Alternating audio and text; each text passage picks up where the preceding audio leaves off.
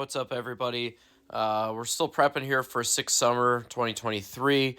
Coming up in June. Right now it's snowing in Chicago, so perfect time to pull the motor. We got a fresh one that's going to go in. I have to put an SFI bell housing on the trans, which is what this video is for, and plenty of other stuff getting ready for the race. So if you want to see more, make sure to subscribe.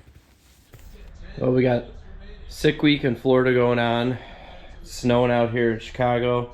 Got trans out of the car, actually the whole engine out, doing some refresh on there, but to be SFI compliant, I gotta put SFI bell. So we have this ATI one, which is what we're gonna install in this video. Part number is right here. Got it off of Jegs, or Summit, one of the two. Also another box from Jegs. I still gotta open it up, but got an SFI trans blanket. So today we're going to be cutting the bell off of the trans, putting the new one on, and then doing just a quick test fit with this blanket. Given that there's going to be some shavings and stuff, I highly recommend taping up any openings. I'm just using a bag here and putting it over the input shaft with some tape, so this should work. So the nice thing with this particular bell housing is that there's a surface flange here to work with the stock case.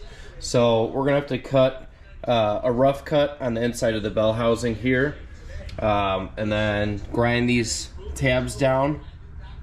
There's 3 of them there, and then basically this surface will mount flush on the inner workings of your trans.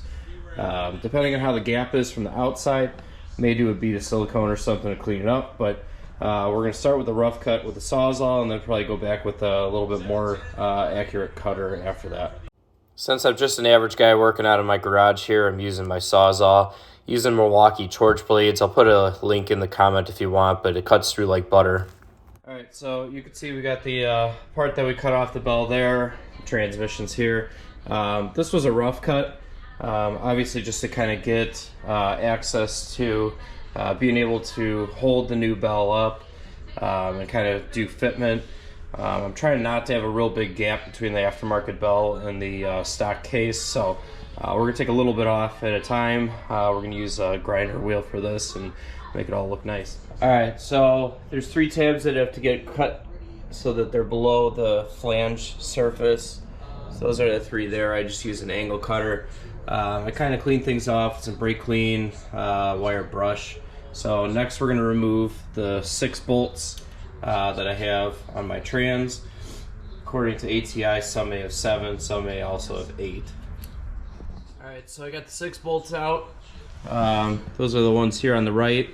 ATI supplies with new bolts, new washers. There's also a gasket that comes in the box, so don't forget that. That's obviously going to go on the trans. So we're going to bolt up the flywheel housing and let's make sure that it fits. Alright, so it didn't fit. There's a little bit more that I got to take off on these 2 corners, so we're going to zip that down and then hopefully we should be good to go. Alright, so we cut down there, grounded flush again. For anybody that's not familiar with doing metal work, it's good practice to just grind the edges down. Last thing that you want to do is when you're working on your car to cut your hand on something sharp. So we're going to try to test fit it one more time here. Alright guys, we got it bolted on. Like I mentioned before, my trans only's got 6 bolts.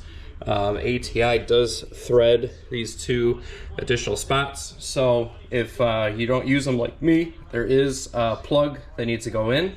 These bolts get torqued to 25 foot-pounds with some blue Loctite. Overall, everything went together fairly decent. The gaps, not the best, but not the worst as far as the bell to the trans. I may put a little bead of silicone or something in there just to keep the elements out, but overall, everything went together pretty easily. Just take your time, measure twice, cut once, or cut a million times and make it fit, but this piece is much thicker than the original bell housing. You can see that the original's, maybe 1/4 inch thick. Well, this guy, the flanges are probably 1/2 inch or more. So I'm going to test fit the trans blanket real quick, and then I guess the next thing we're gonna have to do is get the engine ready to put back in. So this is a Jegs trans blanket. It was one of the cheaper ones I could find. Again, I need to be SFI compliant for 6th summer, so I got this guy. My plans with it on the car is gonna be to run it for the race portion, but then we're going to actually make it so I could dismount it, at least from the bottom part, where when we do the driving portion, it's not making the trans too warm. But fitment looks fine. Basically, you have some straps here that go up front, which are going to go up to the bell housing bolts, and then the other ones wrap around the bottom. So I think this will get the job done. Obviously SFI compliant, just like the bell housing, so hopefully we'll have no problem starting the 850. We got a new motor going in, bigger trans cooler. I got to build a trailer hitch, a lot of stuff before June. So if you want to see more, make sure to subscribe.